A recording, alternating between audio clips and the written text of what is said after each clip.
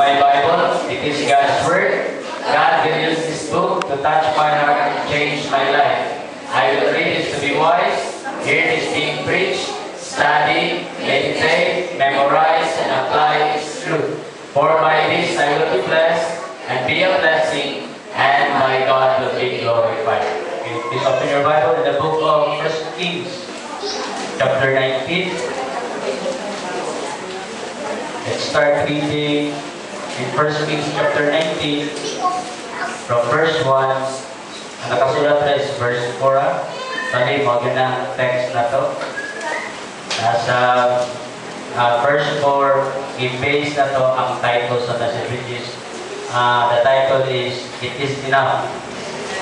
It Is Enough. 1 Corinthians chapter 19, verse number 1. From verse number 1, so we start reading verse number 1 up to verse number 16. So let's read this responsibly. So Nano mo, can you say amen? Amen. Verse number 1. And Ahab told Jezebel all that Elijah had done, and withal how he had slain all the prophets with the sword. Verse number 2.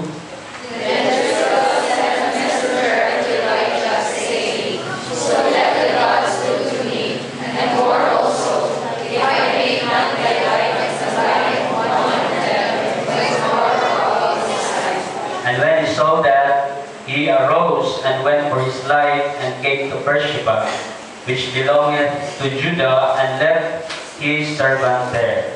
But he himself went a day's journey into the wilderness, and came and sat down under a juniper tree, and he requested for himself that he might die, and said, It is now, O Lord, take away my life, for I am not better than my fathers. So the message is as what Elijah said here in verse number 4, it is enough. Okay, it is enough. Verse number 5, and as he lay and slept under a juniper tree, behold, then an angel touched him and said unto him, Arise and eat. And he looked, and behold, there was a cake baked in the coals, and a cruse of water at his head. And he did eat and drink, and laid him down again. And the angel of the Lord came again the second time, and touched him, and said, Arise and eat, because the journey is too great for thee. And he arose, and did eat and drink, and went in the strength of the meat 40 days and 40 nights before the mount of God. And he came thither unto a cave, and lodged there. And behold, the word of the Lord came to him, and he said unto him, What doest thou here, Elijah?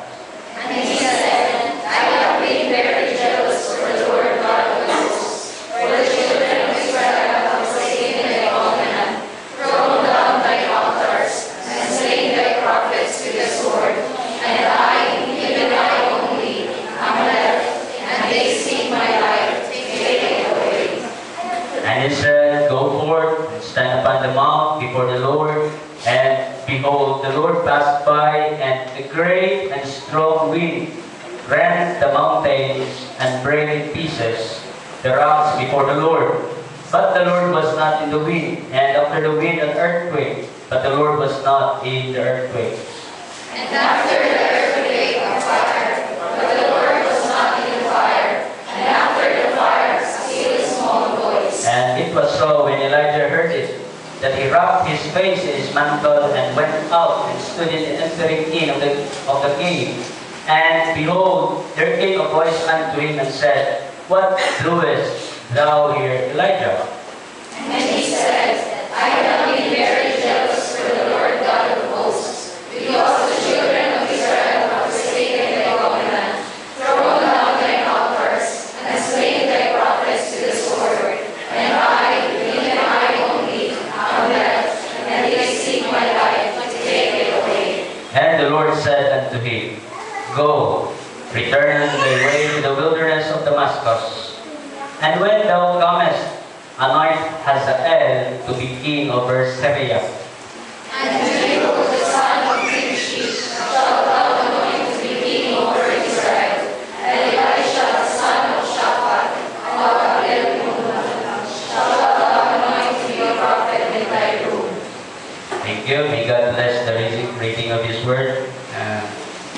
Please, everybody, participate. Let us close our eyes and bow our heads for prayer. Heavenly Father, thank you kayo sa privilege karon great privilege na magamit ko mo, makaminister ko sa imong makatawhan through your word, and we pray, Lord, nga ikaw may di mo na mga worthy.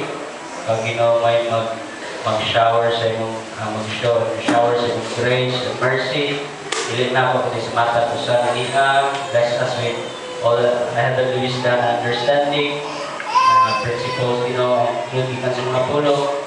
Ihayag karon na mo, enlighten na mo na strengthen na mo mga lawas.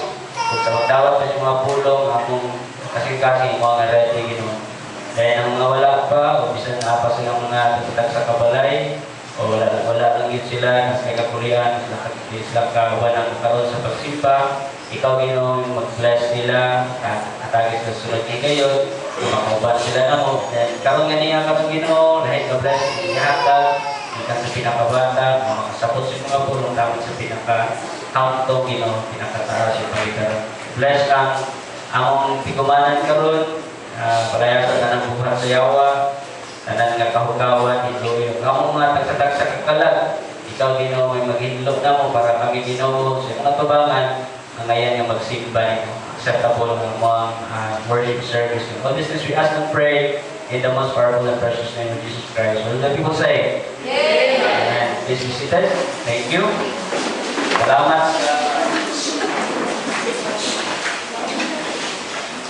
for standing with me in a while. Sa akong ibasa karon sa verse number 4, again, ang atong text yun. So ako lang mong ipapasa sa whole o sa passage sa maong scripture in 1 Kings para makakita ta kay ang mga remaining sa akong mga remaining nga message karon from my outline is nadira sa mga following verses ikan sa verse 5 until verse number 16. So, makita nato ni unya sa mga sa ko yung ako ipabasa gyud. Not only nagbasa lang mo para naalay mabasa. Okay, sa atong text nga ikuha, na Elijah is, so before we stick to the main line of the message, dili sa tamo mo tackle about sa main line yun. Kaninga karakter karon, mga characters karon ako sa i-present ninyo para makasabot, especially sa mga visitors na to. Kaya kung ilita ka sabot sa closest story, even mga characters na involved dire, so dili gina to kasabot, hindi na to makuha ang mensahe sa maong passage sa scripture. So, ikat sa chapter 17, first mention there is a name was a person na si Elijah. Okay, so we will be talking about Elijah here. Si Elijah, ikan sa iya yung pangalan, manigingan nga, a very blessed name for a very holy person. Na di mo siya holy because dili kay sa iya righteousness. Dili kay wala siya mga failures, kundi na mo siya holy because of he believed on the Lord Jesus Christ. Believe siya sa promise ng Messiah nga gi-preach sa iyang forefathers. So, imong tanang ni Elijah from his very name, kita na to, di ba? Sa pag-apil mo klase kang Sir Heider about doctrine of God. Makita na ito yung pangalan pananggan, nag-start with 2 letters L. So, iyan yung ngalan is, ang meaning yung ngalan is the God is the Lord God. The Creator God, the Creator God or the Supreme God, created heaven and earth is the true God. Ang meaning sa pangalan, from his name El Yah. O sa Hebrew name na sa El Yah. Elijah. Diba? At pag kita mo kuha na mo pronunciation is Elijah. So ang L is God, then the Ya is God. Kaya pinagalan, no? So ang combination sa iyang kuan, siyang ngalan is the God who is God. God who is God. So namin nga pangalan, no? Pwede din pangalan na today sa itong mga anak niya. Amen? So Elijah, wala na rin siya yung family background. No, i-mention lang rin ang place kung asa sa gikan is he is from the Tishbite. He is a Tishbite, it means stranger, and was of the inhabitants of Gilead. When say Gilead, ito na siya sa east side of Jordan. So mga miles away. So kaning lugar, kaning person, this is a real person. Hindi siya fairy tale, hindi siya result of this is not just a writing result of a human imagination. So dili siya storya lang, it's not just a tale, but this is a real story, a real person. So dahil usa diri kakarakter gingan lang si Ahab. Okay, si Ahab, usa ni siya ka wicked king. Usa ka hari nga dautan, naminyo siya og usa ka unbelieving na gitawag is Sidonian princess. Ganong unbelieving ni siya, unbeliever ni siya, kay kani siya iyang papa ani, mo ni nagsugod sa pag-asik, kanang bitang magsimba o kanang mag-worship o mga idols. Ang ilang ngalan sa idols sana is Baal. Baal. So Baal worshipper di siya, yung papa mismo mo ay magkuhan sa mga tao. Hari sa Sidon, mo ay magkuhan sa tao, mag-imo sila dito sa mga groups, mga dito sila, magsimba sila. So kani siya kanang idol worshipper, asawa. So mo na yung influence sa pagkalautan. Kabalo na tanong, ang message na is kita mag-binyog unbelievers, kaya lahi ang priority, lahi ang Diyos sa unbeliever, lahi ang ilang perspective sa Diyos, lahi ang ilang priority of living. So, manang kita mag-binyog unbeliever or non-believing. Okay? Then, napo diri, kaning mga dimension diri ng mga usapan pa, naugay may nga cast, napo yung mga support sa actor ay Ravens na ay Brook na kana siya real na siya kung nagilantaw sa mapa na yun na siya ang mga lugar. Kanang Raven kabalo man ta uwak man no kani siya na ang tinuod gini siya dili siya person, dili ba siya kind of bird. So tinuod siya kaya to mga kanila napoy gitawag video woman. Kita na ito na sa tapan. Following ang mga verses sa chapter 17. Start na ta. Okay? At least, kabalo na ba? Ika na yung istorya ni. Si Elijah, isugod sa Diyos. After he prayed, isugod sa Diyos, sutian si King Ahab sa iyang sala sa pag-worship of idol na si Baal. Si Baal, muna siya ang God nga gila sa mga Sidonians. So, originally, di ka na sa Sidon. Then, wala yung influence sa iya, asawa nga si Jezebel, si Queen Jezebel. So, ang kana siya is, wala siya ang God of fertility, God of kanang increase of crops, and God of rain. So, gignan sa Diyos si Prophet Elijah. So, he is si King Ahab. Si King Ahab, hari sa nasun sa Israel. And we know nga na divine ang kingdom sa time ni pagkamatay ni Solomon, di ba? So, naay ito, Northern Kingdom, nga, ang nag-reign na the 10 tribes is King Ahab. The Southern Kingdom is King Josaphat. So, anong panahon, nag-iinan si King Ahab. As the Lord God of Israel liveth, before whom I stand, there shall not be dew nor rain this year, but according to my word. So, giignan niya si Ahab. Walay ulan, walay yamog, no? Sumala sa kapulo, according to my word. So this years, there will be no dew, no rain.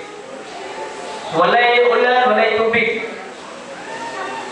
Kabaluta sa James, si Elijah nag-pray siya na ingunani may tabo. Nag-pray siya sa Ginoo para unsay tuyo. That they may know, the children of Israel may know that there is a God in heaven and earth. Okay, there is a God in heaven and earth. Dili ni kaning Baal, kaning idol na si Baal, maoy ang ngayon nila si Bahon. Maningin siya, as the Lord God of Israel liveth, before whom I stand. Okay, before whom I stand. So, tayo, siyempre, aplikado man si Elijah, so manang lakaw siya. Paglakaw niya gikan sa presensya ni Ahab, ipakita na niya siya. Naimol siyang wanted man in Israel. So, ipakita niya siya, o ang Ginoo, naghatag o direksyon niya. Manang abot siya sa brook chiret, o dito, ipakaon siya, nakainom siya tubig na through sa brook. So, provided siya sa water, provided siya sa food. Na ay mga langgam na tawag nila mga precious feeder, mga busawan na langgam na mo ipakaon niya. Then after sa brook siya, inan po siya, Elijah, kaya na-dried up naman ng brook. Adto ka dito sa Sidon. Adto ka sa Sidon, na ay babae ako gisugo dito, nga mo ipakaon ni mo. Adto ka niya. Okay? Para masustain ka. So, yung makita rin, no, sa history, sa life ni Elijah, ang kwan ba? Ang pagkapatinud-anon sa Ginoo sa iyang kinabuhi. Wala sa pasagdiin. No? Gikan, kahitang nila na kulang sila sa pagkaon ng tubig. No? Wala sa pasagdiin sa Ginoo, yatagin niyo siya o directive na kuman, yatagin niyo siya suko sa Ginoo. Kamuan to, kinsay mo pagkaon ni mo, o kamuan to, kinsay mo sustain ni mo. So, yung nanagata, no? Gikan nga, atong kahitang from being provided. Amen? To being sustained. Dahil lang, i-provided ka, tapos nahurot, bitaw, then i-sustain ka sa Ginoo. Is that really true in your life? Tinuod ba na sa iyong kinabuhi karon? So, then, after chapter 18, but before ingananin niyo siya, ang message of kanina is, we will actually have what we need when we obey. Kung mo sunod na bitaw sa Ginoo, naag yung klarong provision sa Ginoo, naag yung klarong sustenance sa Ginoo. Di kita may mong pasagdan sa Diyos. So, then another page in chapter 18. In chapter 18, mo na ingon sa after 3 years, okay, para sa mga bisita, kaya kita bisita karon. And thanks be to God. Thanks be to God na tayo mga bisita. Yan kanisa, palis na kabalo for the sake of our visitors tonight. Okay, magbantahan sa ninyo. Actually, dali na tama mamanan niya, ha? Dali na tama mamanan niya. Now, this is just part of the introduction pa man. So, kailan, tuloy naman yung page. Okay? Tuloy yung pages. So, karon in chapter 18, another page, no, another chapter, chapter 18. Dili na yun, nga ang Ginoo nag-ingon ni Elijah, show yourself. Pero meron, ina siya, hide yourself. Karon yun siya, show yourself to Ahab. Ina si Ahab, nga mag-contest ko niya. Ina si Ahab, nga pakita ka kay Ahab. So, ang tuyo to is para makikontest sa Ginoo. Kung siya gusto niya nga siya mo'y ilhon na Diyos, dili ang Diyos na si Ahab, si Baal, nag-iila ni Ahab. So, mato dito sila sa Mount of the mountain, bukid sa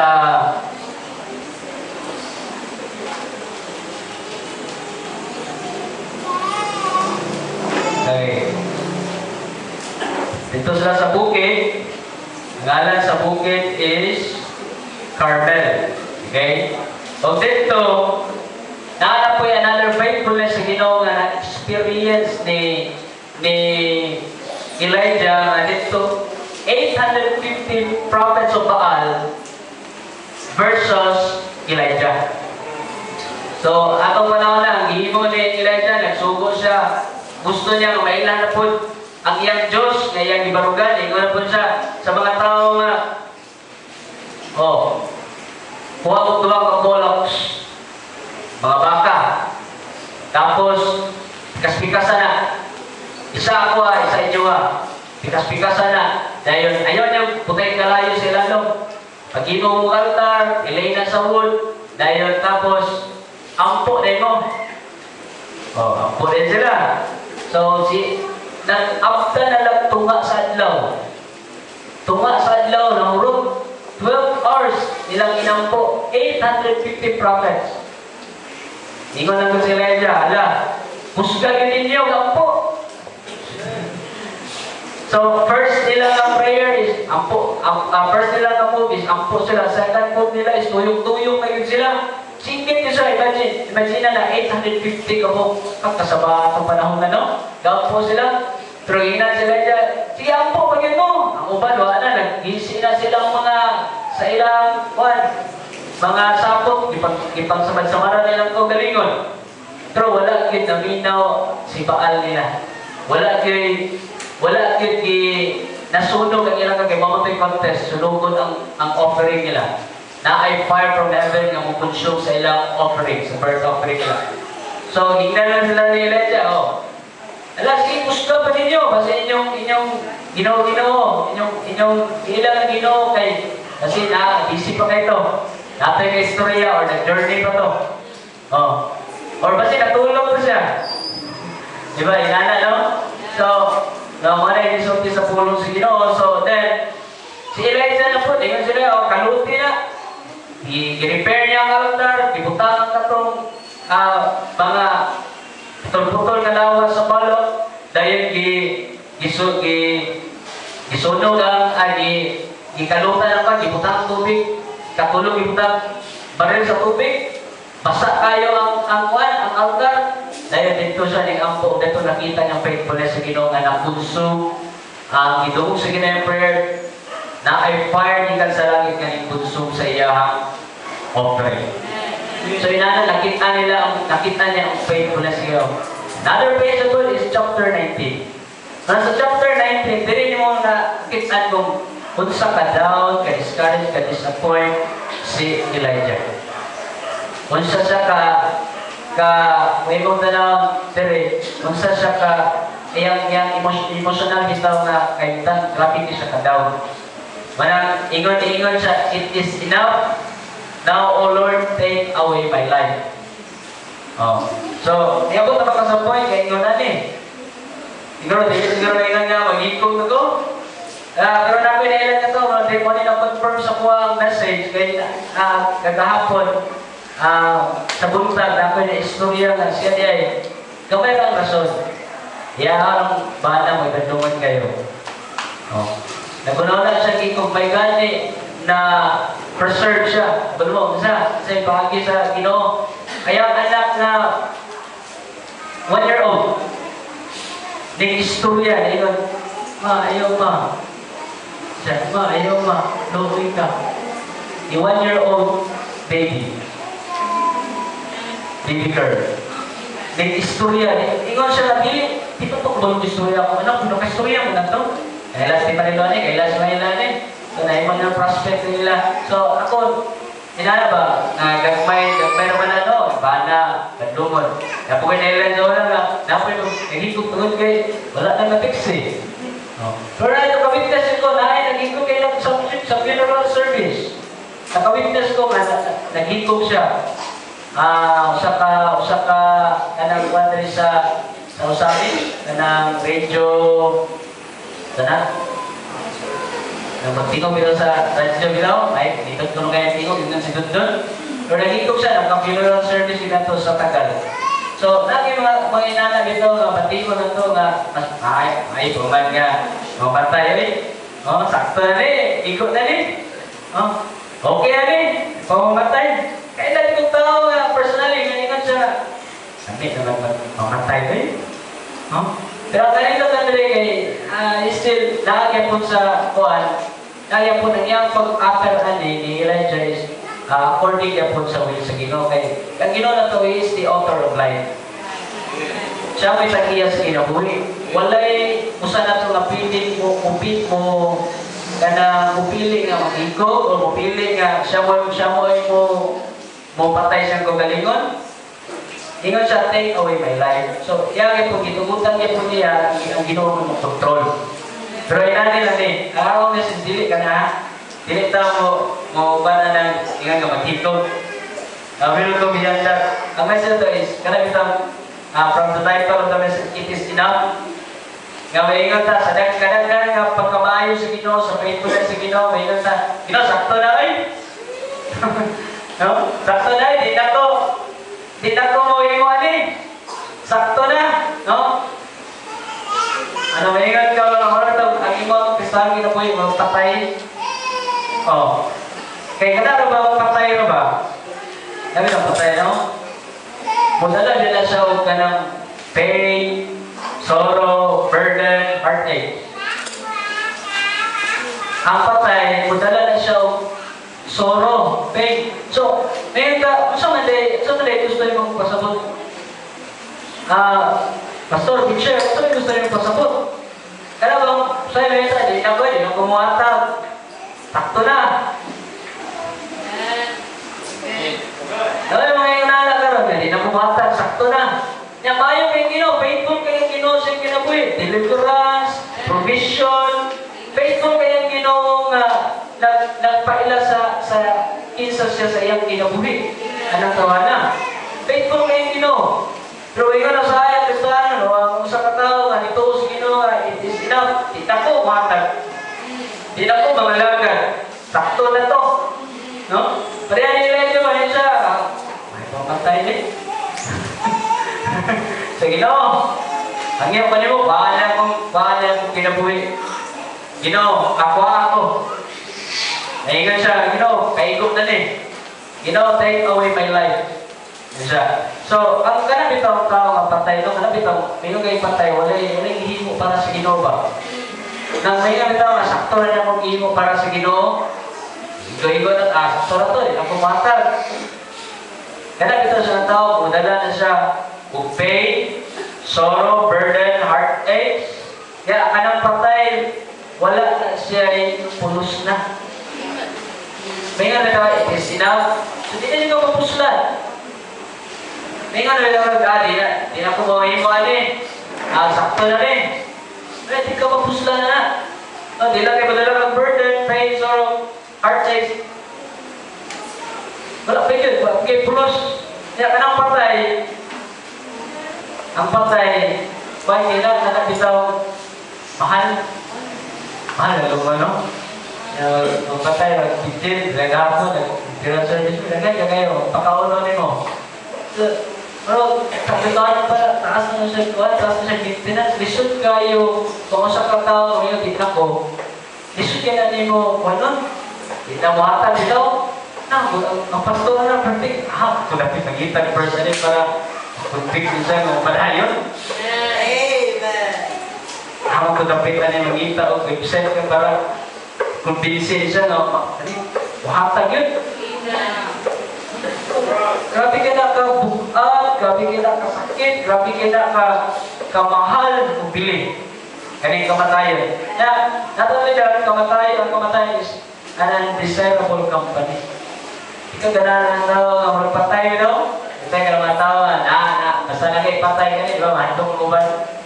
Dili mo doon, liputan na ako sa patay ng lawas. Na may nga it is enough, may nga sakto rin eh, pinakuhin mo eh. Patay lang ikuyugan. Patay lang ikuyugan. Kaya kanin patay na ba? Dili mo na last is, ang patay is unpredictable.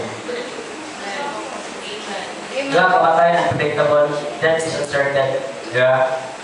So, takabalo na sa atong andaw sa kamatayan. So, kita po, sa hindi kita na. Kita na, dili na yun itong maitaluan. Gani ba siya, patay ba siya, o dili? Diba? Patay, ganito halang na, no? Kung sa kabalo, kung dahil siya may nakabalo, kung sa naging kahitan niya. So, try to